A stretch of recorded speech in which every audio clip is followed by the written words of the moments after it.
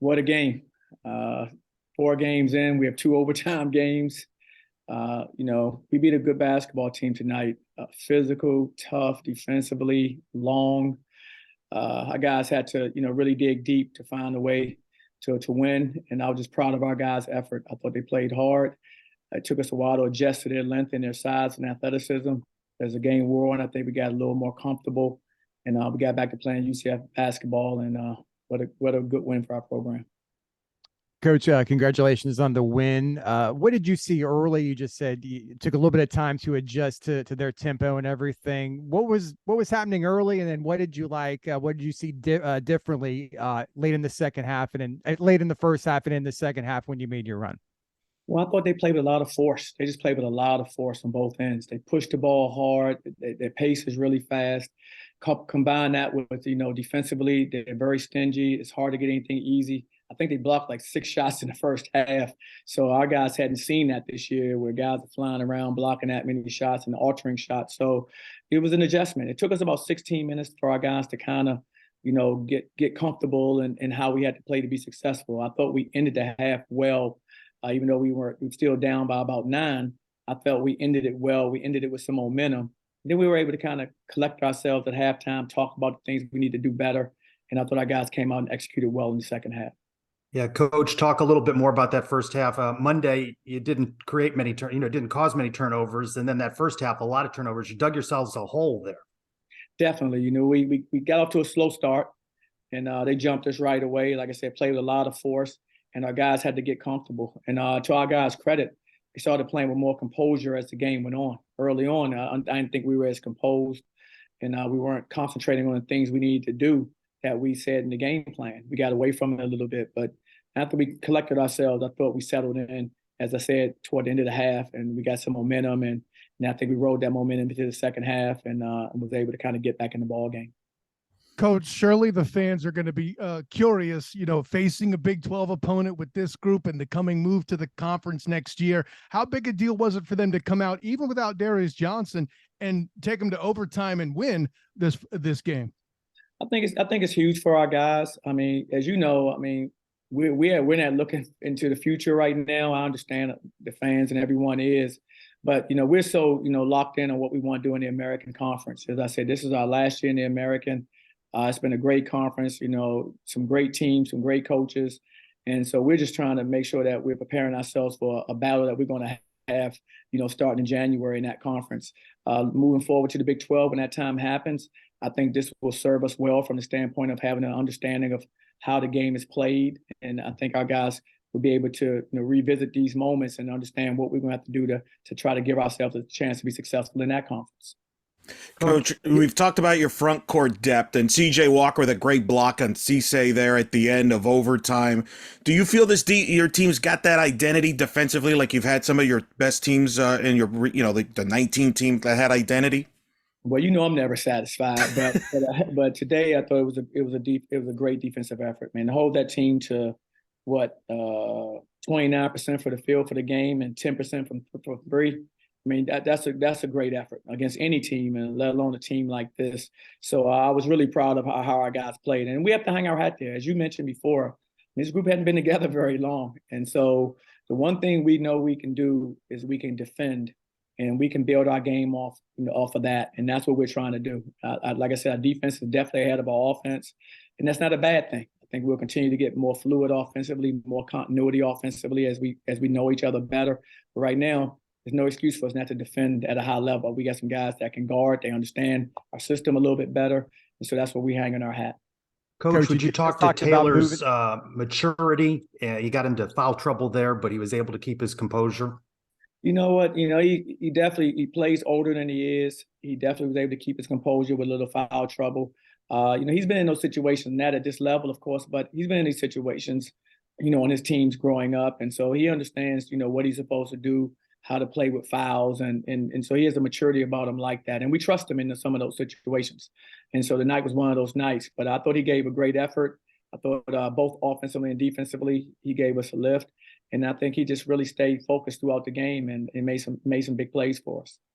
You just talked about what a great defensive effort. How key was it moving to the zone defense? Was it midway through the first half? I mean, how much you think that bothered Oklahoma State?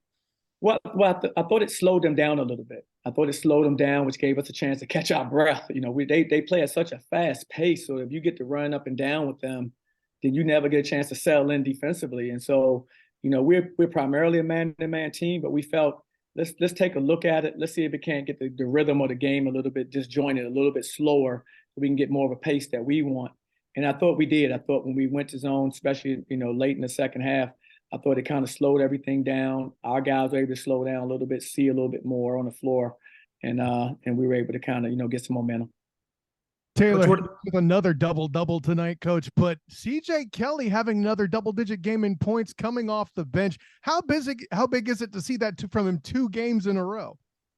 It's big for us because we need that firepower. He comes in and gives us a spark. We have several guys that we look for to spark us, and he's one of them. He's come in.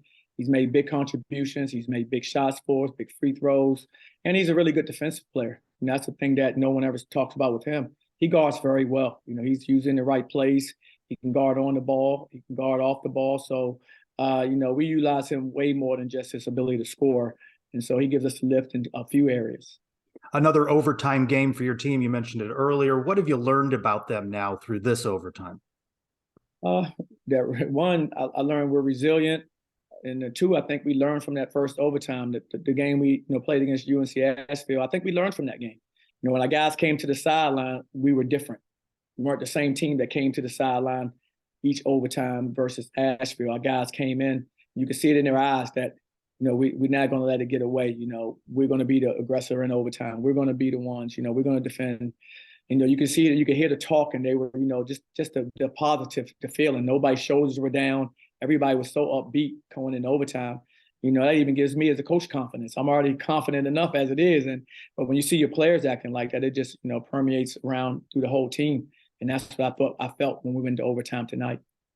Coach, you didn't get to the free throw line in the first half. So was that a point of emphasis at halftime? Because you got in the bonus early and ended up making 15 of 17 in the second half. Absolutely. We knew we weren't aggressive enough. We didn't deserve to go to the line. You have to be against a team like that. They're physical and they guard hard. If you're not making strong moves, you're not going to be rewarded with fouls. And so I thought we kind of, as the game went on, we kind of figured out how we had to drive the basketball, how hard we had to drive it. And when we were determined to do that, and we played with more force, I think it allowed us to get to the line a little more. Cisse, seeing him in person, he's one of the best big men. Some people are saying he's one of the top big men in the sport. Did that also took a while to adjust to him? Because you can only, practice for a guy like that until you see him live. Absolutely. I mean, he's huge. He's long. He's athletic. He's fast. He's quick off his feet. I mean, he has a great package for a big man, and I think he showed a lot of it tonight against us. So definitely, it was good for us to face a player like him going forward. It helps, I think, all of our players to have seen a player of his caliber, and they're growing from that experience. I know obviously you're here to play basketball games, but how are you enjoying the Bahamas and the Bahamar Resort? Well, we want our guys to, have a good experience. Part of your college experience is being in places like this. We're fortunate that we haven't been, out of the country in quite some time, as a program. So to get our guys, over here in the Bahamas, even though it's a short flight, to get them somewhere else so they can kind of, enjoy the experience while still playing competitive basketball, I don't think you can beat that. So they'll get a cultural experience here. They'll get a basketball experience. And that's what it's about. I think they're going to grow. And just think most of these young players will have this memory for the rest of their life that they played in a tournament over here. Because I can still remember the tournaments I played in, when I was in college. They're never going to forget that. So you're creating some amazing moments. Coach, usually lessons learned are associated with loss, but it's always great when you can get them in a win. What's the biggest lesson you hope they got out of this overtime game? Well, I think the lesson I want them to learn is, one, we're down 17, and to make that run to come back, saying that knowing we're capable of that. You're not going to be up in all your games. You're going to be down in some games, but to know that you can come back, I think that's a big thing, to know that you're never out of a ball game. I think they'll learn that from this game.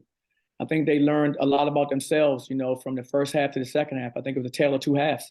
First half, we got knocked back, to be quite frank, in the first half.